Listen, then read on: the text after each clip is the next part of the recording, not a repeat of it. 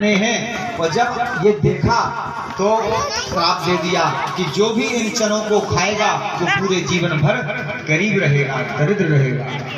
और सुदामा जी ने ये श्राप देते हुए सुन लिया। और जब जंगल में गए तो सुदामा जी ने सोचा कि अगर ये चने भगवान खा लेंगे तो पूरे जीवन भर गरीब रहेंगे, और मैं नहीं चाहूंगा कि मेरा परमात्मा गरीब रहे। इसलिए सुदामा जी ने वो चने अकेले ही पूरे पा लिए। जब गोविंद ने पूछा क्या खा रहे हो, तो कह दिया कि ठंड से, बारिश से दांत बज रहे हैं। सुदामा जी ने भगवान गरीब ना हो जाए इसलिए सुदामा जी जीवन भर गरीब रहे। सुदामा जी जैसा त्यागी कौन हो सकता है। आज भगवान के हाथ में जब चावल आए तो देख करके 4 घर के चावल अलग अलग दिखाई दे रहे थे। और भगवान श्री कृष्ण ने तुरंत पोटली खोली, एक मुट्ठी भरी और अपने मुंह में डाल करके खाने लगे। मानो मन से कह दिया हो अनेन, भगवान ने कह दिया हो स्वर्ग लोक की संपत्ति का सुख मैं सुदामा को प्रदान करता हूँ। दूसरी मुट्ठी भरी मुंह में डाली और मान लो संकल्प मात्र में कह दिया हो कि सारी पृथ्वी का एक छत्र सम्राट को जो सुख प्राप्त होता है वो मैं सुदामा को प्रदान करता हूँ। जैसे ही तीसरी मुट्ठी डाली, खाना चाहिए, रुक्मणी ने हाथ पकड़ लिया, मानो इशारे में कह दिया हो कि 2 लोगों की संपत्ति तो दे दी, अगर सब कुछ दे दोगे तो हम कहाँ जाएंगे। या हो सकता है ये भाव हो, ये कह दिया हो कि चावल कच्चे हैं, ज्यादा खाओगे तो पेट खराब हो जाएगा, मानो ये कह दिया हो। लेकिन वास्तविक भाव यही था कि अगर सब कुछ सुदामा को दे दोगे तो हमें और हमारे बच्चों को, परिवार को क्या मिलेगा, हमारे बच्चे कैसे रहेंगे। हम तो, और उनके तो एक पत्नी है, आपकी तो 16,108 हैं। जैसे तैसे भगवान मान गए और 2 लोगों की संपत्ति का सुख परमात्मा ने सुदामा को प्रदान कर दिया। अब महाराज सुदामा की सेवा खूब की। प्रातः काल सुदामा के जाने का समय आया। रात्रि भर विश्राम करके प्रातः काल सुदामा जाने लगे। भगवान ने बड़ा सुंदर स्वागत किया, वंदन किया। मेहमानों का स्वागत भी करना चाहिए और विदाई भी बड़ी सुंदरता से करनी चाहिए, बशर्ते मेहमान वैसा हो। अब कल युग के मेहमान नहीं हो गए ना, कल युग के आदमी हो गए। एक आदमी के आए नातेदार, रिश्तेदार आए, सब के हाथी चक्रोंदा, बड़ी आपस होती 2 आदमी को, ये तो खुद ही आपस में रखते। मेहमानों को कहाँ से व्यवस्था बनाए, रिश्तेदार आओ सो 2 जन में विचार करे, कहने लगे जा अच्छी आफत है। जो नातेदार भगे कैसे हैं, कहने लगे एक काम करो, अपन कहने लड़ पड़ो, अपन लड़ पड़ो, कहने लगे उस लड़ाई देख के जो भाग जाए। कहले ठीक है। 2 जने पड़ गए, भीतर हल्ला देने लगे। कहले हम सुनो कुठिया में डंडा दे, कुठिया में, और कुठिया में दे पति देव ने डंडा, तो पत्नी चिल्लानी हो राम मारारी मर गए, हो राम मारारी मर गए। बेचारा पोर में बैठे तो भाई बावनों से उन्हें सोची कि हम आयो इनके ऊपर ही न्याओ, अब हमें कहा खाबी पीबे मिल गए, हमारी तो गते बुराई हो रही, अब क्या कर। बेचारा उठाओ झूला तो बाहर निंगो। थोड़ी देर के बाद जब बाहर हल्ला नहीं बहुत, तो पति पत्नी खड़े बाहर, पति पत्नी बाहर खड़े और कहने लगे भज्जा फटको पाई पाओ, कहने लगे हो। तो आदमी बोले, कहले तुम्हें लगी तो न जा, हमने जब मारे सो तुम्हें लगी तो न जा। घर भाई कहले देखो हम रोए तो न जा, वो कहले हमें लगी तो न जा। सुपाई पाओ माए से आओ, कहले हम भगे तो न जा। क्या ध्यान रखेंगे हम, मेहमान भी वैसा हो। और 11 रुपया की दान राशि बबले, 51 रुपया की दान राशि भरत झा भागवत महापुराण के चरणों में दान करते। 51 रुपए की दान राशि अजब कुशवाहा भागवत महापुराण के चरणों में दान करते हैं। व्यासपीठ से बहुत साधु। श्री दीपेश कुशवाहा 21 रुपए की दान राशि भागवत महापुराण के चरणों में दान करते हैं। व्यासपीठ से बहुत साधु। बोलिए बाल कृष्ण भगवान की, राधा रमण सरकार की। तो ऐसा मेहमानों की सेवा ऐसे नहीं करनी। एक आदमी के और मेहमान आ गए, सवेरे तो खाना खुआ दो लेकिन रात को भोजन वो नहीं कराऊं। कल तो अपने लड़का से बोले, कहने लगे जब मेहमान हमारे लगा बैठे हुए तो तुम रात को भोजन पूछ गया जो कि क्या बन रात में क्या बनाए। तो लड़का आओ, कहले पिताजी रात्रि में क्या भोजन करोगे, क्या बनवा दें। तो पिताजी बोले कोई रिश्तेदार के सामने कहने लगे कहो अब तो खाओ तो हमने 3 बजे और 2 घंटा बाद फिर भोजन। हम का कौन राक्षस है कि अब पे हाल खाओ तो अब पे फिर खाएं, हम नहीं खाएंगे कुछ, राक्षस थोड़ी है। अगर नहीं मानो तो मेहमान से पूछ लो। अब अगर मेहमान भोजन की कह देवे तो राक्षस को आए, बेचारो कह नहीं पाई कैसे। अब कह ले ठीक है अब तो करे थी भोजन। अब मन में तो ऐसा की भूख लगी थी, लेकिन घर के स्वामी ने कह दी बोले अब तो करे 3 बजे कर ले, कोई भोजन नहीं करना है।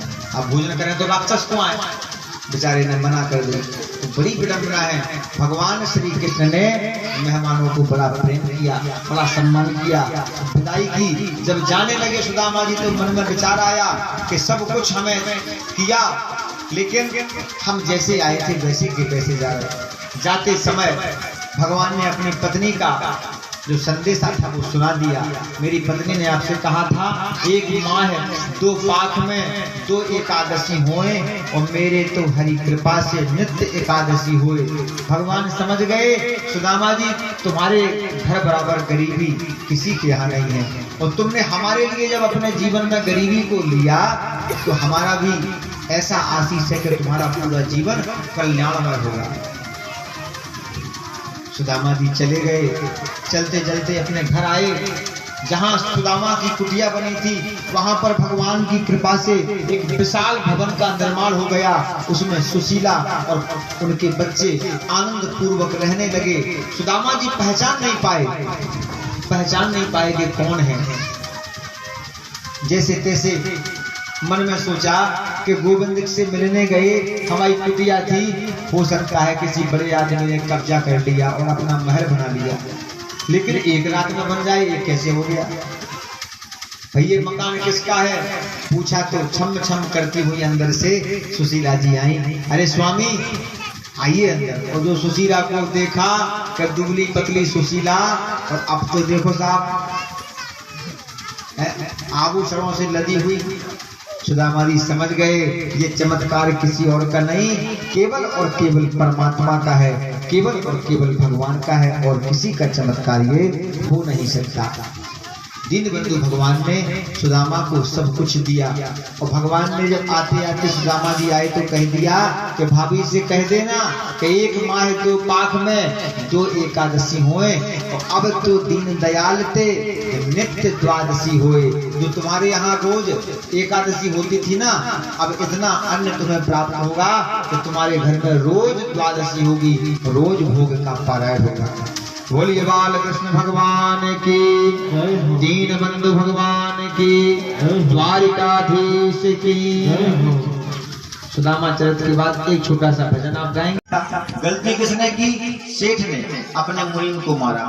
अब मुनीम सेठ से कुछ कह नहीं सकता तो अपने घर आया, और घर जब वापस आया पत्नी ने कोई बात कह दी तो अब बेचारा देवर का सेठ जी का क्रोधी था। सेठ जी की गुस्सा अपनी पत्नी पर उतार दी, एक जोर का तमाचा पत्नी को मार दिया। अब पत्नी किससे किसे डांटे? पत्नी को गुस्सा आया कि हमें कोई गलती है नहीं और हमें मार दिया। पत्नी ने अपने पति का गुस्सा निकालने के लिए अपने बड़े बेटे को चुना और अपने बड़े पुत्र को मार दिया। अब बड़ा पुत्र किस पे गुस्सा बताए? माँ को मार नहीं सकता, पिता से कुछ कह नहीं सकता, तो बड़े भाई ने, बड़े पुत्र ने अपने छोटे भाई को एक मार दिया। अपनी माँ का गुस्सा छोटे पे उतार दिया। अब छोटा भाई किससे क्या कहे? ना माता से, ना पिता से, ना भाई से। तो एक गली में कुत्ता बैठा था, एक डंडा लेकर गया और पूरी गुस्सा उस कुत्ते पे उतार दी। कुत्ते को बहुत मारा। अब कुत्ता बेचारा किसी से क्या कहे? एक रास्ते में आदमी चला जा रहा था, कुत्ते ने गुस्से में जाकर के उस आदमी को काट लिया। कौन से आदमी को काटा? ये आदमी कोई और नहीं, ये जिसको कुत्ते ने काटा ये वही दुकानदार था, क्योंकि कर्म किया था दुकानदार ने, इसलिए भोगना भी उसी को पड़ा। हम जो गलती करते हैं, कर्म करते हैं, हमें ही भोगना है, इसमें कोई संदेह नहीं। हम जो गलती करेगा वही भोगेगा। एक आम में, जैसे एक आम का बगीचा था, बड़ा सुंदर आम का बगीचा।